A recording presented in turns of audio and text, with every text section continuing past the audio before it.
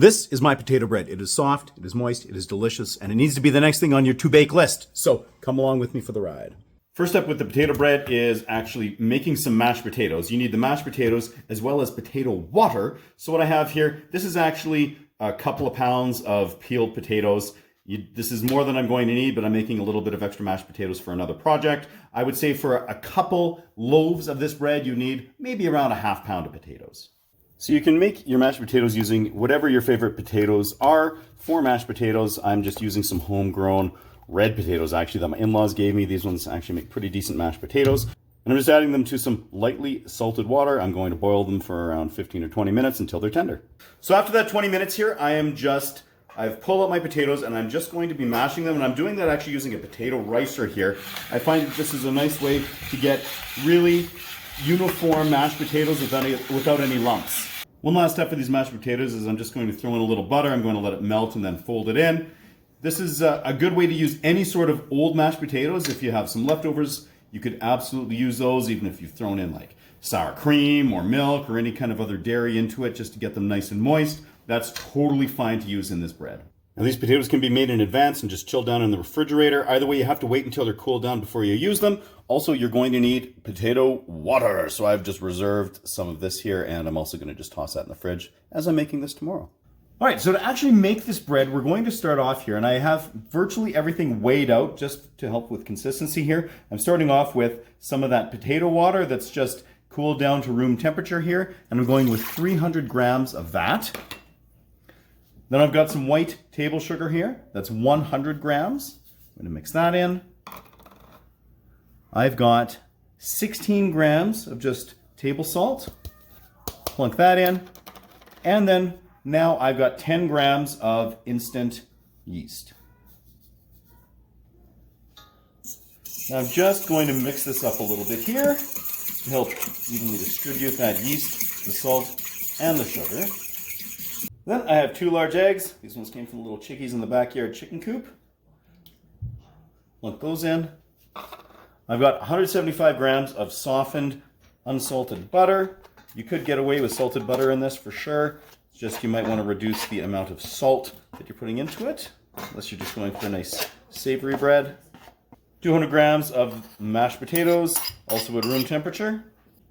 And I'm just going to mix that a tiny little bit here before I add my flour, which is, I'm going with 675 grams of just white, unbleached, all-purpose flour here.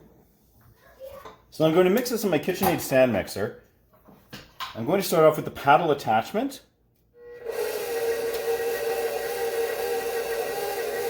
And I'm just going to let that go slowly here for a second to try to get everything mixed up.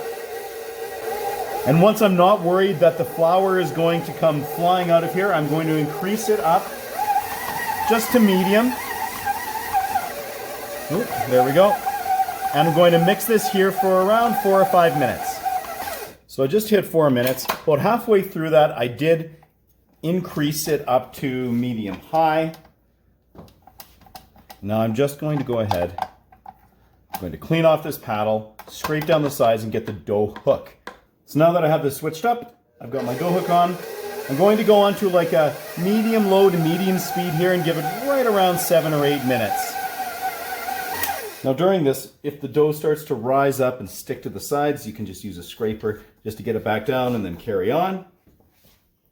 And that there just wraps up. I actually gave this 8 minutes altogether just because I had to stop a couple of times to scrape down the sides there. All right, so I've got the dough here, and you're going to notice that this is a very moist dough. It's a little bit difficult to play with at this point. I'm going to have to just get a little bit of flour onto my fingers here in order to help remove it. And if you want it with any extra dough kicking around in there, like I did, I just scraped it out with my fingers there, and I am left with this on my countertop. So I've got this dough here, and I am going to put it in this proofing basket. I did spray it down with just a little bit of cooking spray. These are really good, and the dough typically doesn't stick, but I don't want to, just because, again, this is a bit of a sticky dough, I don't want to have a situation there. Now, if I was going to go ahead and proof this in a large bowl or a bucket or something like that, I probably would actually shape it into a bit of a round. However, because I'm going to be using this rectangular bin here, and I don't want it to rise super high. I'm actually just going to let it kind of spread out a little bit flatter in here. So I got my hands all nice and cleaned here, and I've got this dough in this bin. Now, it's funny because typically I use these proofing bins when I am fermenting warm, like on the island here in the kitchen or even in my incubator. But this is actually wanting to get a nice cold fermentation going on for a minimum of 4 hours. I'm going to let this go overnight in the fridge. So I'm going to take this downstairs just to my brewery fridge, toss it in there, and we'll deal with this in the morning.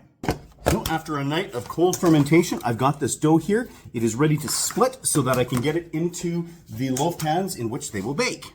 So I'm just going to really flour up my hands here and get this dough out. You can see it came out really nicely. There was just the tiniest little bit of dough that's still stuck to the inside of that. And I already know the total weight of this because I teared out my scale with a different bin on it that matched that first one. And I know exactly how much dough I need here. So I have my 2 sections of dough here. You could also even just eyeball it, but I just wanted to be a little bit more precise, and it's really quick to do that with the scale. So now I just want to shape these loaves here so that they are roughly the right size for these 9x5 pans into which they will be going. And as long as I've got them in this relative loaf shape, I'm just going to quickly flour the top of them because I'm going to be covering them up with plastic, and this will help prevent them from sticking. Just like that. Now let's get them into these pans. After just about 4.5 hours, I have some nice rise here on these potato bread loaves. I've got my oven preheated at 350 degrees, and we're going to pop them in. All right, time to bake. After 25 minutes, we're just going to pull this out quickly. We're just going to loosely tent this with some foil, just like so, and we're back in the oven. And after 15 minutes, we're just going to pull these out. After 5 minutes of letting the pans rest on this rack, I've just popped these out, and we have to let them cool down completely. Oh, the bread is cooled down. The structure of it is set, and it's time to dig in. Oh, you can just tell how soft this bread is when you slice into it here. Got a couple. Check that out. Super beautiful, fun, tight little crumb going on in there.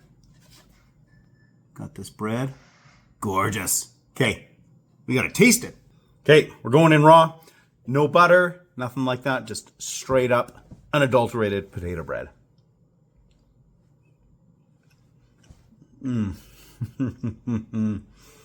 Okay, I love this bread. It's just so soft, moist, comforting. Yep, it's got enough hardiness to it that you can actually make sandwiches out of this. Although I particularly love this with soups, stews, chilies, things like that. Toast, makes great toast. A little butter on it. Really versatile bread. It's lovely having a bread that doesn't actually need butter or anything on it.